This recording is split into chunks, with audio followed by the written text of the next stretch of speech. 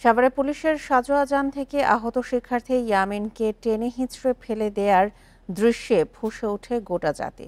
সামাজিক যোগাযোগ মাধ্যমে তার নির্মম মৃত্যুর ছবি দেখে সেদিন পাষাণ হৃদয়ে কেঁদেছে। অনুগত পুলিশের নির্মমতা হতবাক করে পুরো বিশ্বকে। ইয়ামিনের স্মৃতি, তার পরিবারে এখন শুধুই নীরব কান্না।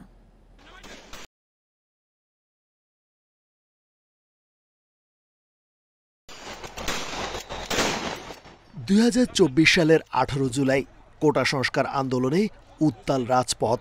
সাভারে পুলিশের সাজোয়া যান থেকে টেনে হিচড়ে ফেলে দেওয়া হয় বিশ্ববিদ্যালয় ছাত্র শাইখ আশহাবুল ইয়ামিনকে। মোবাইলে তোলা এই ছবি দেখে হতবাক গোটা জাতি। তখনও জীবিত ইয়ামিন নিঃশ্বাস নিচ্ছে, অথচ সড়ক বিভাজক পার করে তাকে ফেলে দেওয়ার দৃশ্য দেখে মনে হতেই পারে যেন মানুষ নয়, কোনো বস্তুকে টেনে সরানো হচ্ছে। সামাজিক যোগাযোগ মাধ্যমে পুলিশের এই নির্মমতার দৃশ্যে ক্ষোভে ফুঁসে ওঠে দেশের প্রতিটি বিবেকবান মানুষ। এদিন সাভারে সংঘর্ষে জড়ায় পুলিশ ও আন্দোলনকারীরা।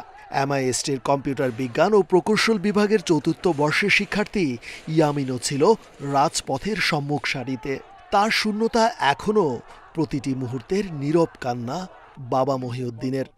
তার মা এবং বোন একটা সান্ত্বনা এভাবে নিয়ে রাখছে। সে যেহেতু হলে সিট পর পর প্রায় সময়ই হলে থাকতো, ওরা বলে যে আমরা একটা মনের কাছে সান্ত্বনা নিই যে ও হলেই আছে, আসবে। এই প্রতীক্ষা, এই অনুভূতি আমার আমৃত্যু, এর কোনো সমাধান নেই। দেশের জন্য একমাত্র ছেলের আত্মত্যাগে রাষ্ট্রের কাছে এখন আর চাওয়া পাওয়ার কিছুই নেই বাবা মহিউদ্দিনের। তবে গণ অভ্যুত্থান পরবর্তী দেশের পরিস্থিতিতে আক্ষেপ আছে তার। দেশের অবস্থা যখন চিন্তা করি তখন এটা আরো কষ্টের জায়গা, যে কোনো পরিবর্তন আমার কাছে দৃষ্টিগোচর হয় না, এবং এটা হবে বলে আশাবাদও হতে পারে না। এটাই আমরা মনে করি যে জুলাই পরবর্তী যে বাংলাদেশ হয়তো খুবই ছিটে ফোটা একটু দৃশ্যমান। আপনারা এখন কথা বলতে পারেন, প্রশ্ন করতে পারেন।